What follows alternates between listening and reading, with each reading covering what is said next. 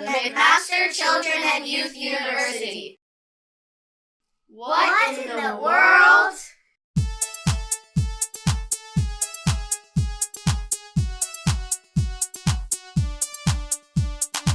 Experts answering kids' questions.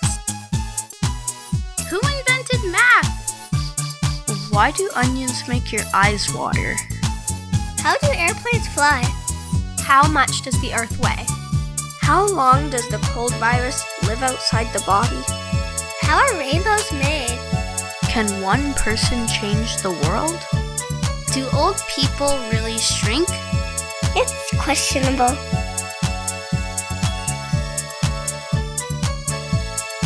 What in the world? Experts answering kids' questions. Hi everyone, my name is Katie Moisse and I'm an assistant professor of science and science communication at McMaster University. That means that I'm a scientist, but I also write about science. Today I'm going to be answering some questions from kids. Question 1. Do I think that there is life on other planets? That is not an easy question to answer, so that means it's a really good question. What I will say is that a lot of things had to happen for there to be life here on Earth. We needed a perfect set of conditions. We needed the right types of chemicals around, the right temperatures. All kinds of things had to align for there to be life here on Earth. So that's pretty special. And it may seem unlikely for those same conditions to happen somewhere else. But if we think about how big the universe is and how many other planets are out there and how much time there is, then I do think that there's probably another planet out there with life on it. Well, I'm curious to hear what you guys think about that. Question 2. What was inside the amber? So when I visited MCYU, I brought a piece of amber with me, and I have it again here today. And what is inside is a tiny little leaf. So this piece of amber is about 20 million years old. So that means that the leaf trapped inside is also 20 million years old.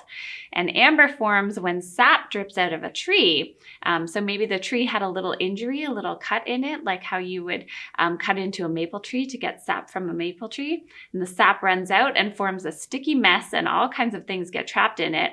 In this case, a leaf. And then over time and under lots of pressure, that sap gets harder and harder and forms amber. Cool. Question 3. Why do I love being a scientist?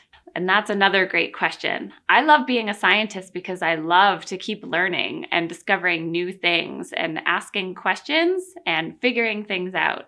And doing science is a bit like solving problems and figuring out ways to get new information and to ask new questions. So it's always exciting. There's never a dull moment. And being a scientist is a really fun job to have. Question 4. What is my favorite thing to learn about, and why do I love writing? The first question, I don't know. I love learning about everything. I don't think there's ever been something that I don't like to learn about. I find some things harder to learn about than others, but I love learning them still. It's always fun to learn new things.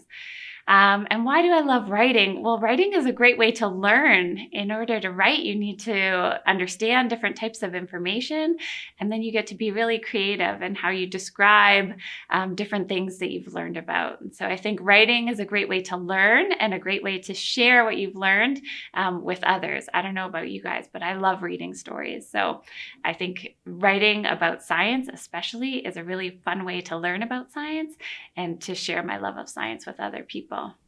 So thanks for sending your questions. Those are all great questions, and I hope to see you soon. Thanks for watching.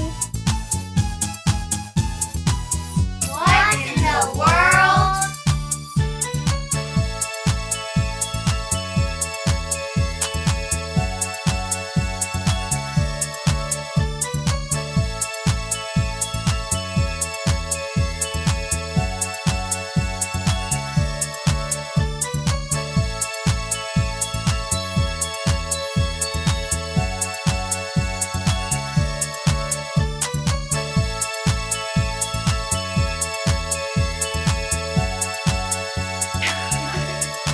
Stay tuned for the next episode.